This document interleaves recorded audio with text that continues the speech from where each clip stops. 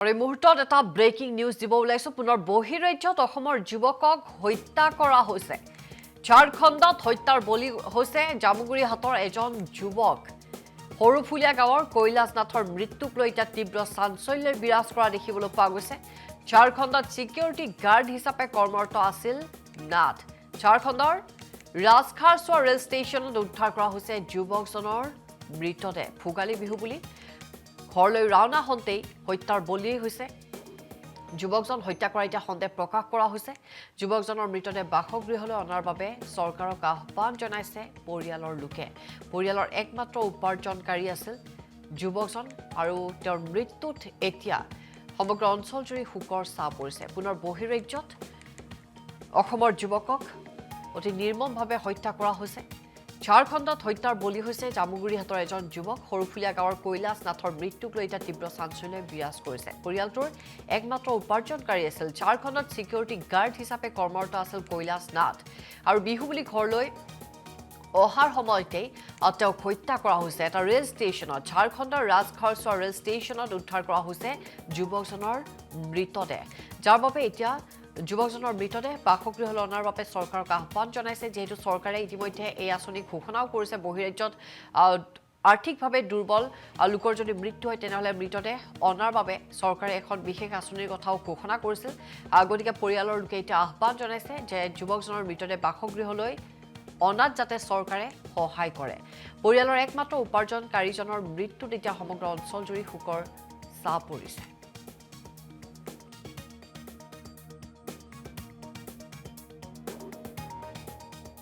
ওচৰৰ মৰমৰ অতি মৰমৰ কৈলাশ নাথ আমি ভাইকন বুলি মাতো তেওঁ পুনেত কোম্পানী কামত গৈ পেলাই ঘৰলৈ বিহুৰ কাৰণে উভতি আহোঁতে ৰাস্তাত যি ট্ৰেইনত তেওঁক মাৰপিট কৰি মাৰি পেলালে আমি অতি দুখিত ইয়াৰ দ্বাৰা ক'ব বিচাৰিছোঁ যে যোনে এনেকুৱা হত্যাকাণ্ড কৰি আছে এইটোৱে প্ৰথম নহয় এই হত্যাকাণ্ড এনেকুৱা যোনে কৰে সেই দোষীসকলে যাতে শাস্তি পাব লাগে এয়ে আমি প্ৰশাসনৰ ওচৰত অনুৰোধ জনালোঁ বহিৰাজ্যত যি আমাৰ যুৱক কৰ্মৰত কৰিবলৈ যায় এই কৰ্মৰত যুৱকখিনি যে সুৰক্ষিত নহয় আমাৰ যি বামুণবাৰী গাঁৱৰ যি অনাকাংক্ষিত ঘটনা ঘটিলে ইয়াৰ দ্বাৰা স্পষ্ট হৈছে যে আমাৰ অসমৰ ল'ৰা বহিৰাজ্যত সুৰক্ষিত নহয় বিগত বৰ্ষসমূহতো আমি দেখিবলৈ পোৱা গৈছে এনেকুৱা কাৰ্য সংঘটিত হৈ আছে আমি বিচাৰিছোঁ এই ঘটনাটোৱে শেষ ঘটনা হওক ইয়াৰ বাবে অসমৰ মুখ্যমন্ত্ৰী হিমন্ত বিশ্ব শৰ্মা ডাঙৰীয়াই তৎকালীন ব্যৱস্থা গ্ৰহণ কৰক আৰু আমাৰ সন্মানীয় বিধায়ক পদ্ম হাজৰিকা ডাঙৰীয়াকো অনুৰোধ জনাইছোঁ ঘটনা হ'ল আমাৰ যিটো ল'ৰা কালি পৰহি আমি এতিয়া ডেড বডিহে আনিবলৈ গৈছে বুলি কৈছে আমি বৰ দুখিত যে ল'ৰাজন বৰ দুখীয়া আছিলে আনৰ আঁতৰত গৈ কাম কৰি আছিলে ডেড বডিটো এতিয়া আনিবলৈ যোৱাত আমি বৰ কষ্ট পাইছোঁ বিহুৰ কাৰণে তেওঁ ঘৰলৈ আহি আছিলে এতিয়া বাটতে সেইটো ঘটনা হোৱাৰ কাৰণে আমি বৰ মৰ্মাহত হৈছোঁ এনেকুৱা ঘটনা আৰু নহয় তাৰ কাৰণে আমি প্ৰশাসনক অনুৰোধ কৰিছোঁ আমি সঁচাকৈয়ে মৰ্মাহত হৈছোঁ আমাৰ এই ভাতৃপ্ৰতিম কৈলাশ নাথ ইতিমধ্যেই যি মহাৰাষ্ট্ৰৰ পুনেত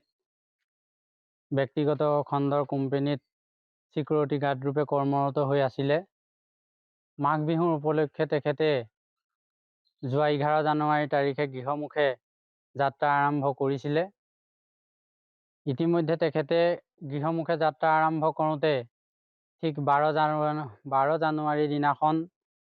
তেখেতৰ লগত এটি ঘটনা সংঘটিত হয় 12 জানুৱাৰী তাৰিখৰ নিশা ঠিক 12মান বজাত তেখেতে নিজৰ বায়েক ভিনীহেকো সেই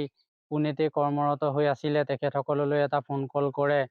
যে তেওঁৰ লগত কোনো অচিনাক্ত 6-7জনমান যুৱকে তৰ্কত লিপ্ত হৈছে বুলি 12 বজাত শেষৰটো ফোন কল যে বায়েকক কৈছে বা এনেকে মোক 7জনমান ল'ৰাই অচিনাক্ত দুৰ্বৃত্তই হ'ব অচিনাকি ব্যক্তিয়ে মোক এনেকে ঘেৰি ধৰিছে আৰু মোৰ লগত এনেধৰণৰ তৰ্ক যুদ্ধত লিপ্ত হৈছে গতিকতে মই কি হয় ঠিক নাই তহঁতক মই জনালোঁ তাৰপিছত বায়েকে তেতিয়া তেওঁক ক'লে যে তই এটা কাম কৰ তই যেতিয়া তেনেকুৱা হৈছে গতিকে বেলেগ এটা দবালৈ নামি পেলাই গুচি যা কিন্তু সেইখিনিও চাগে তেওঁ যাবলৈ সুবিধা নহ'ল মৃতদেহটো তেখেতৰ যি হয়তো জংঘলৰ ঠাই ৰেলৱে ষ্টেচনৰ কাষতেই হ'ব চাগে আমিও ফটো পাইছোঁ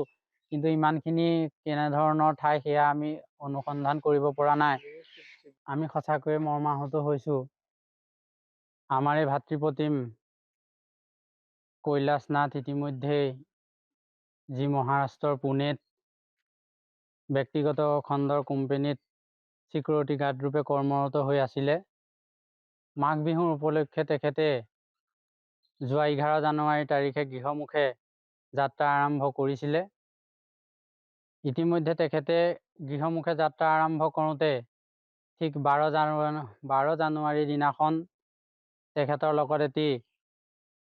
ঘটনা সংঘটিত হয়। 12 জানুৱাৰী তাৰিখৰ নিশা ঠিক 12 মান বজাত তেখেতে নিজৰ বায়েক ভিনীহেকো সেই পুনেতে কৰ্মৰত হৈ আছিলে তেখেতসকললৈ এটা ফোন কল কৰে যে তেওঁৰ লগত কোনো